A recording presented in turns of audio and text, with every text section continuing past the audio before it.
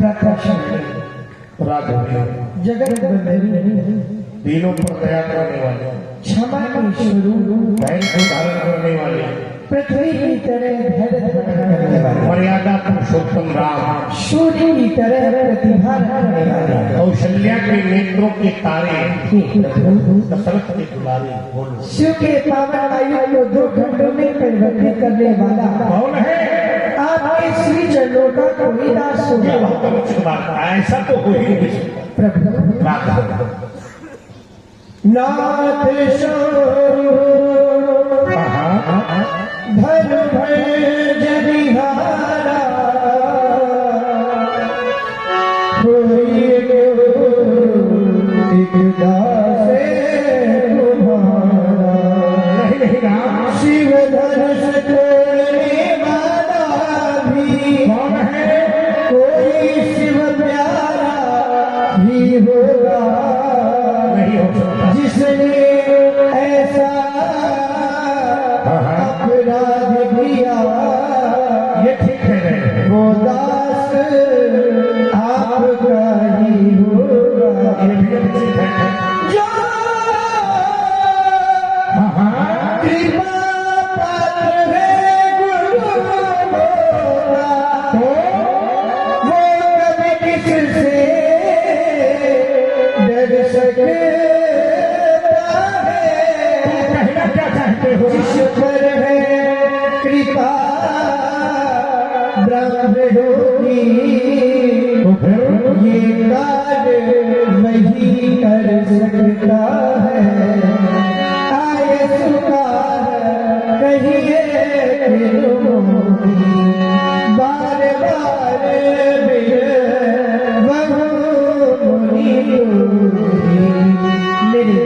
मिथिला के कृत्य सभासदों ने राम की वाणी बड़े धैर्य से सुनी। राम कहता है कि शिव धनुष तोड़ने वाला कोई शिव प्यारा ही, और जिसने ऐसा अपराध किया, दोनों विरोधात्मक शब्द है। अगर वो प्यारा होगा तो अपराधी नहीं होगा, और राम दोनों मान रहे हो तुम कि वो प्यारा भी है और अपराधी भी है। समझ रहे?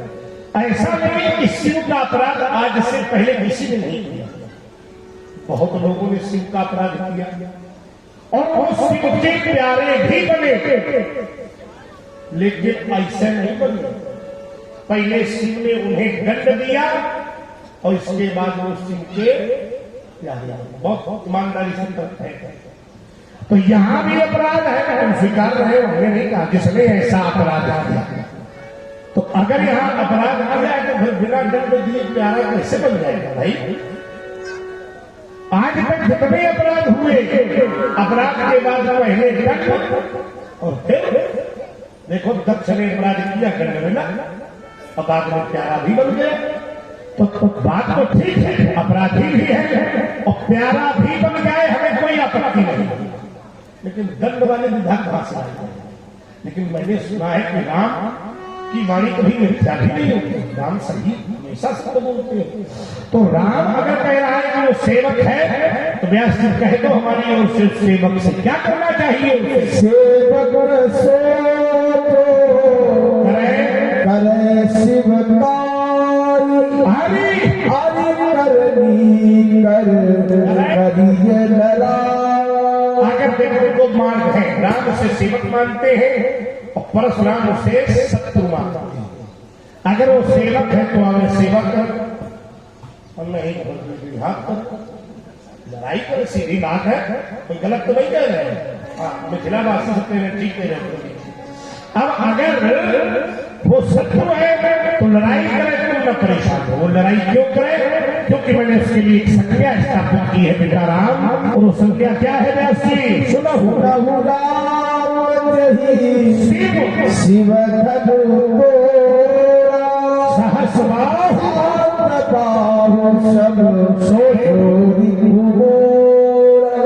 मेरा शत्रु है, सामान्य कोटि का शत्रु नहीं मान रहा, क्योंकि धनुष भी सामान्य कोटि का थोड़ी तोड़ा है, धनुष भी उच्च कोटि का तोड़ा है। तो शत्रु भी वो हमारा उच्च कोटि का ही होगा। कैसे? जैसे किसी कालखंड में शास्त्र बाबू अर्जुन हुआ करता था। एक तुमको गुप्त बात बता दूं, अगर आज वो मुझे इस मिथिला में नहीं मिला तो फिर क्या क्या होगा इसकी कल्पना किसी ने नहीं की होगी, तुमने भी नहीं सोचा होगा क्या क्या होगा।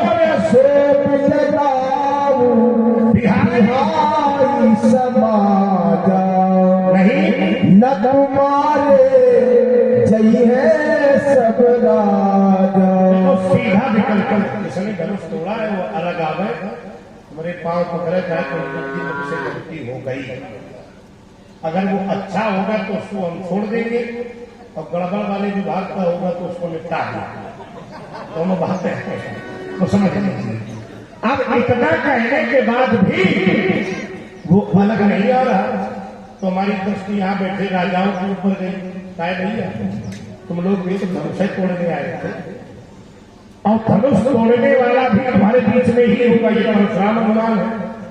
तो अगर वो भी अलग नहीं हो रहा तो आप लोग उसको छोड़ करके अलग अलग और दोनों काम न भेद तीसरा तो फिर मजबूत वाला होएगा और तीसरा मजबूत कार्य है कि फरसा चलेगा। और जब तक क्षत्रियों की सभा में चला है तो फिर बीजा को तुम लोग बचा नहीं। और आज भी अगर ये परस चला तो फिर बचेगा कोई नहीं, न तुम्हारे है सब राजा। लेकिन जब धनुष तोड़ने वाला अलग नहीं होगा तब मारे है। सुनी मुनि बचनो लखन मुस्तारे बोले परसु धरिय अपमाने।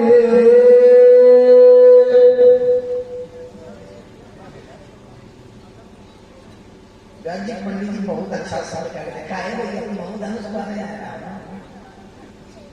अच्छा लगा। काहे भैया बहुत धनुष बांधे तो बहुत धनुष नहीं भैया कोमल वाणी है क्या प्रयोग है अच्छा लगा भाई। तुम उसके पात्र नहीं हो, उनको पहली वानगी में समझ में आ गया। ये लोग पात्र हो सकते हैं तो ये पात्र नहीं हो सकता। पात्र ही नहीं, पात्र वाले थोड़ी है। गड़बड़ होता है। अरे पात्र की चर्चा न करो, थोड़ी देर में करो उसके बाद हम करेंगे। अच्छा बोलो क्या बोलो, तुमने ऐसा विषय छेड़ दिया कि हमको फिर पूछना पड़ा। थोड़ी देर के वाला ना पूछो उसके बाद हम खुद बता देंगे। थोड़ी देर में बुरा लगा, थोड़ी देर बात की बात करो। भाई बुरा लग जाएगा क्या? बात की बात न करें, थोड़ी देर के वाला बोलो। धनुष तोड़ने वाले के विरोध भागवत श्री परशुराम जी की एक घोषणा हो गई। जय शिवधन तोड़ा सहस्र बाव संसो हरित तोड़ा सौ गांव बिहारी समाजा और न तुम्हारे जय है सब राजा राजा। धनुष तोड़ने वाला सो सभा को छोड़कर बेलन हो जाए और अगर ऐसा न किया गया तो फिर महात्मा जी के द्वारा व्यवहार क्या किया जाएगा। समस्या राजाओं की और उसमें भी एक या दो राजा से महात्मा जी का काम बनने वाला नहीं। लखमारी जय है सब राजा। धनुष तोड़ने वाला अगर सभा से अलग नहीं हुआ तब बढ़िया सुंदर बढ़िया जन विधान बढ़िया ज्ञान संविधान। धनुष तोड़ने वाला अगर सभा से अलग नहीं होता तो सब राजा मारे जाएंगे। जब मेरा ध्यान भागवत श्री परशुराम जी की उस घोषणा पर पहुंचा जिस घोषणा में इन्होंने सारे राजाओं को मारने के लिए कहा, मैं विचार करने लगा परशुराम जी के द्वारा सारे राजा मारे जाएंगे और जब सारे मारे जाएंगे तो सारे राजाओं में दो गुट दो समाज है राजा में सात और तब से देख भूप अभिलाखे भटमानी अतिशय राखे। दूसरा राजा सात भूप बोले सर्वानी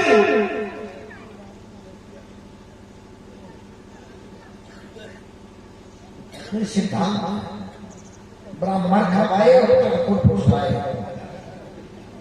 वाइफ भी आए आओ, बड़ा समय मिल गया आपको।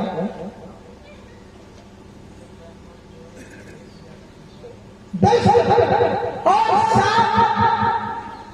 परशुराम जी के द्वारा सारे राजा मारे जाएंगे, और जब सारे राजा मारे जाएंगे तो दुष्ट भी मारे जाएंगे और साधु भी मारे जाएंगे।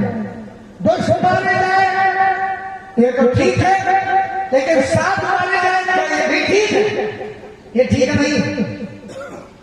क्योंकि परशुराम जी का जीवन परिचय जब प्राप्त हुआ तो जीवन परिचय में परशुराम जी के द्वारा कभी भी साधुओं को नहीं मारा, साधुओं को नहीं सताया, तो क्या ये नया काम होने जा रहा है क्या?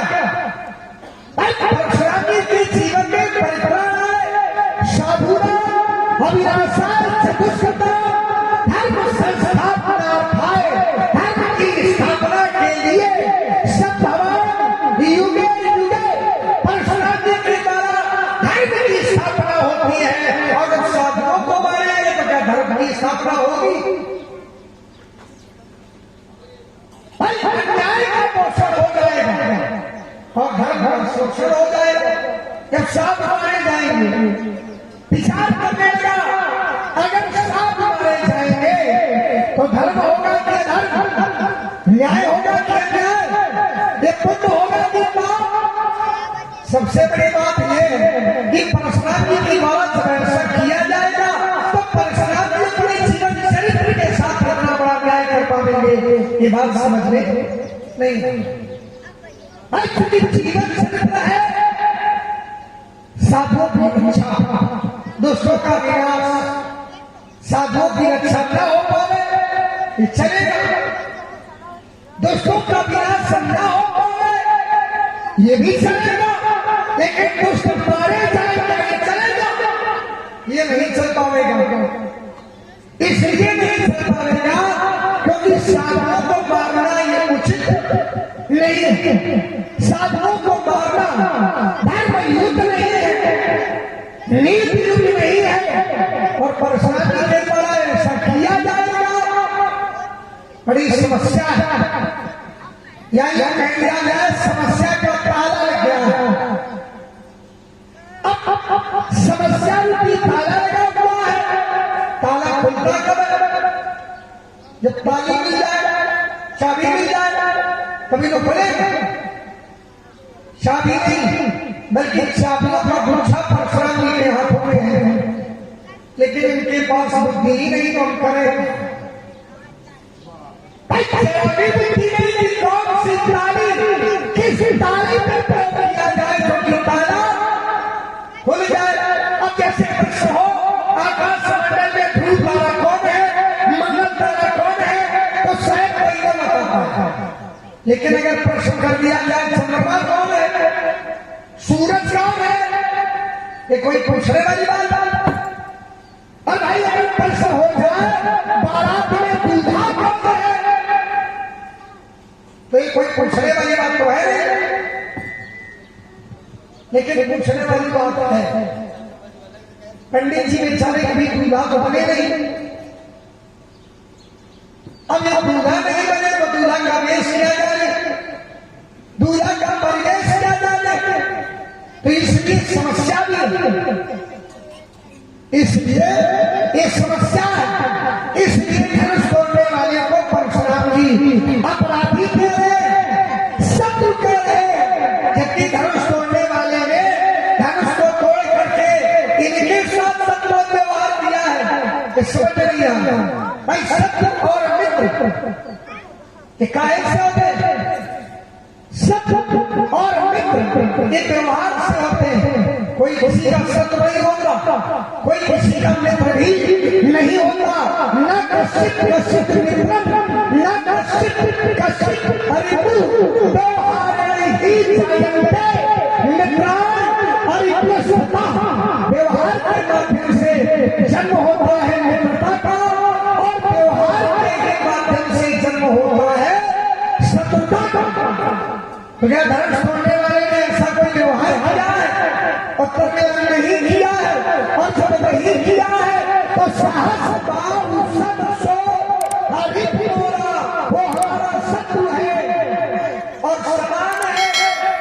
ब्रह्मा की सृष्टि में समानता नहीं है। सगुण छीना उमर दाता मेरी रचई प्रपंच विधाता। प्रपंच माने संसार, और संसार में क्या है? सुख दुख। क्या सुख और दुख की समानता है? नहीं है। पाप पुण्य, क्या पाप और पुण्य में समानता है? यद्यपि एक दूसरे के पूरक है, सुख और दुख का जोड़ा है, पाप और पुण्य का जोड़ा है, दिन रात्रि, दिन और रात्रि का जोड़ा है, लेकिन दिन और रात्रि में समानता नहीं है। विचार किया जाए, सुख दुख में समानता नहीं है, पाप पुण्य में